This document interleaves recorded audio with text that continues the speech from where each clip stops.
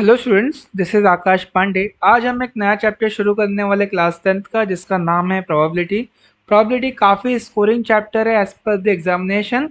इस चैप्टर को हमें स्किप नहीं करना है।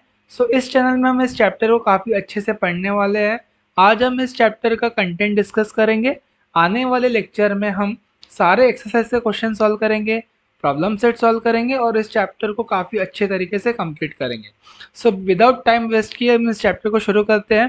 सो ये जो नाम दिया है प्रोबेबिलिटी, इस शब्द का मीनिंग होता है पॉसिबिलिटी, होने के चांसेस, संभावना जिसे हम बोलते हैं। सो इफ मैं एक कॉइन टॉस करता हूँ, सो कॉइन टॉस करने के बाद उसके दो आंसर आ सकते हैं। हो सकता है हेड आए या हो सकता है टेल आए।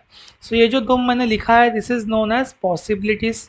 कॉइन टॉस करूंगा तो ऑब्वियस सी बात है, कुछ ना कुछ आंसर आएगा, या तो हेड आएगा या तो टेल आएगा।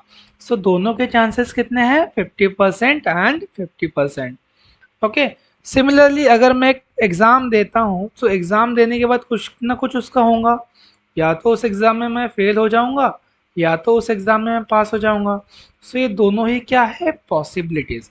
सो इस चैप्टर में कुछ टर्मिनोलॉजीज होती है। तो सबसे पहले हमें देखना है इवेंट क्या होता है, देन आउटकम क्या होता है, उसके बाद सैंपल स्पेस क्या होता है, then number of sample space क्या होता है। नंबर ऑफ सैंपल स्पेस क्या होता है। सो इवेंट क्या होता है, आउटकम क्या होता है, सैंपल स्पेस क्या होता है, नंबर ऑफ सैंपल स्पेस क्या होता है। सो इवेंट वो होता है जो काम मुझे करना है।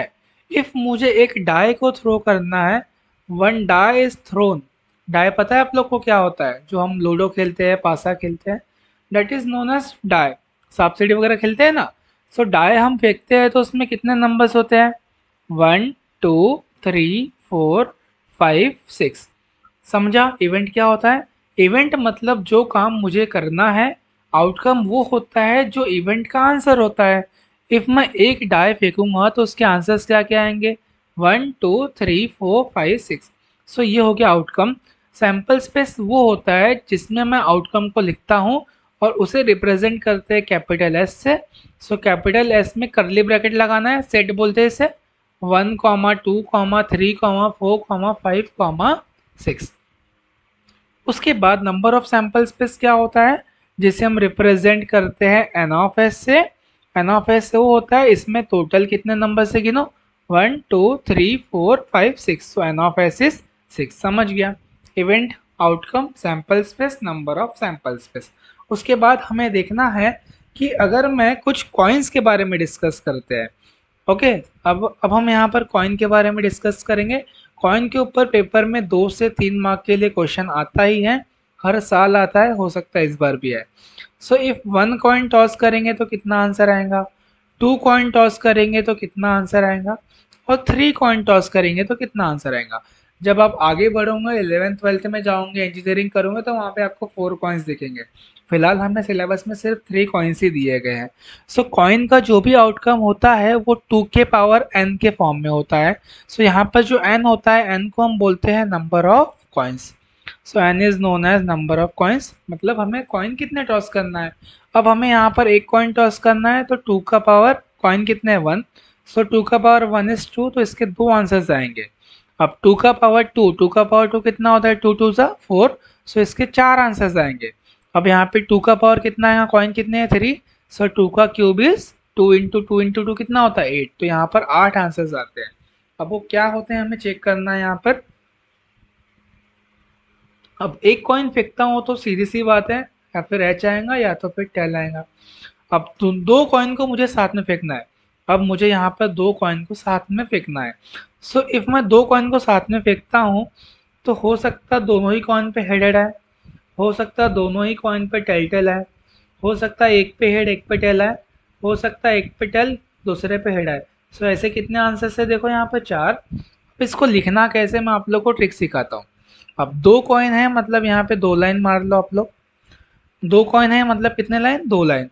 अब यहाँ पे 4 आंसर्स आने वाले हैं, तो 4 बार एस टी लिखो, 4 बार एस टी लिखो यहाँ पे। So this one is first, H T H T. अब उसके बाद एक का डबल कितना होता है? 2। सो यहाँ पर 2 एच और फिर यहाँ पर 2 टी। समझा क्या किया मैंने यहाँ पे? 4 आंसर्स आने वाले हैं तो मैंने एच टी को 4 बार लिखा, फिर इसका डबल किया, 1 का डबल 2 होता है, सो 2H देन 2T।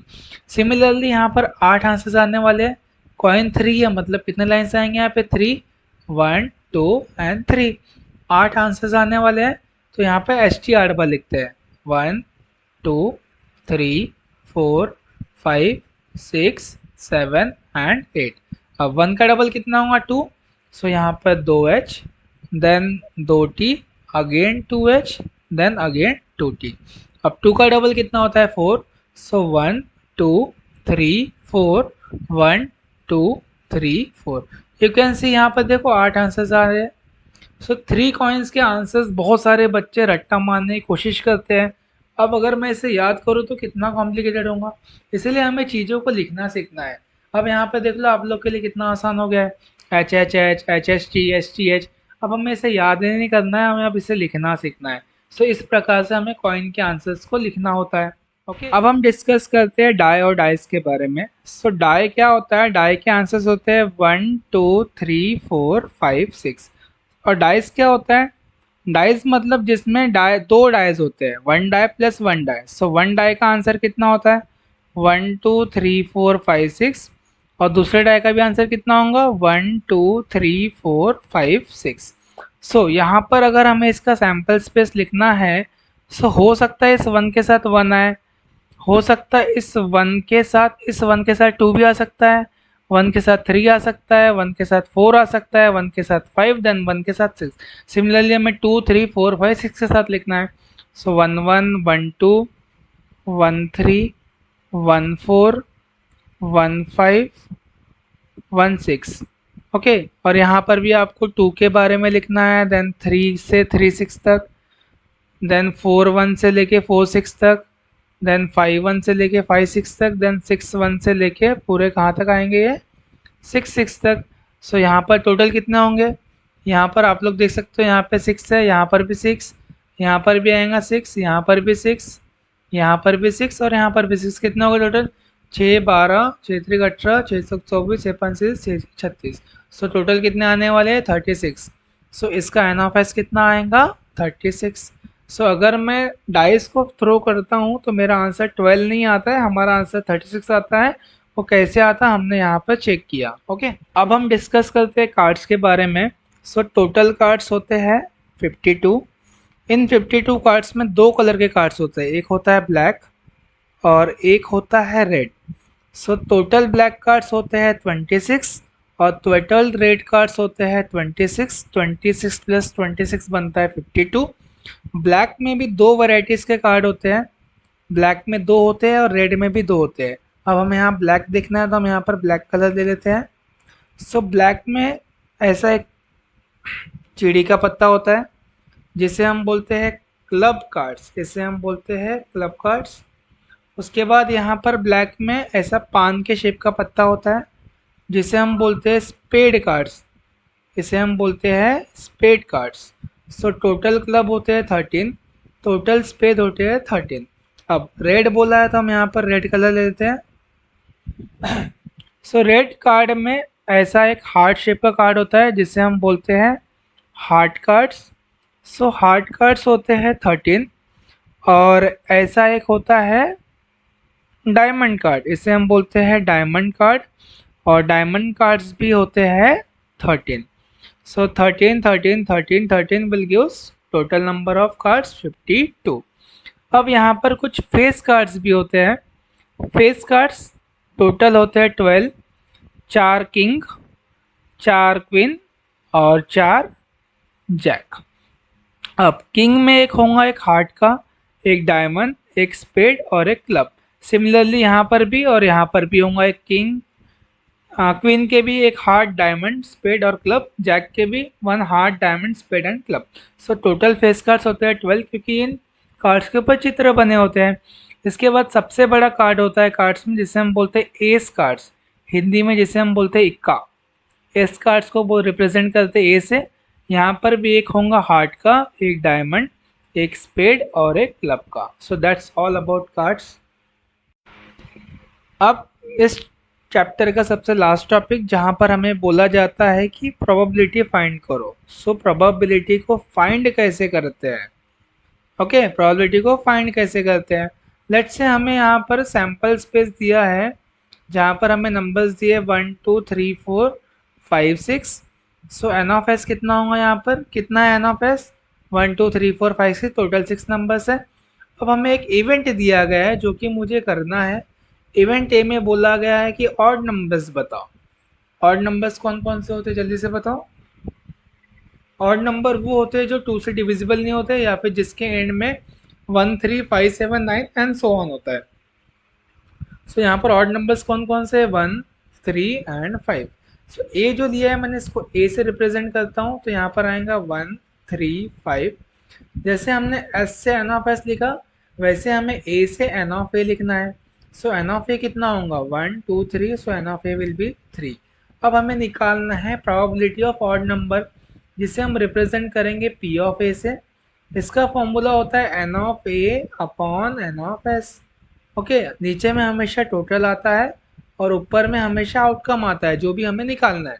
सो हमें यहाँ पर पी ऑफ ए निकालना है तो हमने सिर्फ एन ऑफ ए लिखा अपॉन एन ऑफ एस लिखा। सो एन ऑफ ए यहाँ पर कितना है? 3। सो 3 अपॉन टोटल 6 है। सो 3 1 ज़ा 3, 3 2 ज़ा 6।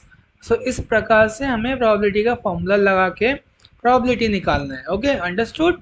अब लास्ट में मैं यहाँ पर बता देता हूँ कि नंबर कौन कौन से टाइप के होते हैं जो कि इस चैप्टर में हमें हेल्पफुल है आगे चल के। सबसे पहले इवन नंबर्स क्या होते हैं? इवन नंबर्स वो होते हैं जिसके एंड में एंड्स विथ 0 2 4 6 8। ऐसे नंबर जिसके एंड में 0 2 4 6 8 होता है उसे हम इवन नंबर बोलते हैं। ऑड नंबर वो होता है जिसके एंड में 1 3 5 7 9 होता है। उसके बाद प्राइम नंबर क्या होता है? प्राइम नंबर वो होता है जो सिर्फ खुद के टेबल में आता है और 1 के टेबल में आता है। और for example 2 3 5 7 11 13 17 and so on. अब आप लोग बोलोगे सर 1 क्यों प्राइम नंबर नहीं है? 1 प्राइम नंबर इसीलिए नहीं है क्योंकि 1 सिर्फ खुद के टेबल में आता है 1 के। 1 और किसी के टेबल में नहीं आता है ना। प्राइम नंबर की डेफिनेशन क्या है? प्राइम नंबर वो होता है जो खुद के टेबल में आता है और 1 के टेबल में आता है। इट मीन्स यहाँ पे 2 फैक्टर्स आ गए और यहाँ पर कितने फैक्टर है? सिर्फ एक ही फैक्टर है। प्राइम नंबर वो होता है जिसके 2 फैक्टर्स होते हैं, इसीलिए प्राइम नंबर 2 से स्टार्ट होता है। So that's all about the content of chapter probability. इसके बाद के लेक्चर्स में हम इस चैप्टर की एक्सरसाइज शुरू करेंगे। सो जिसने अभी तक हमारे चैनल को सब्सक्राइब नहीं किया है प्लीज़ सब्सक्राइब करो और बेल आइकन को दबाना भूलो मत। Thank you for watching.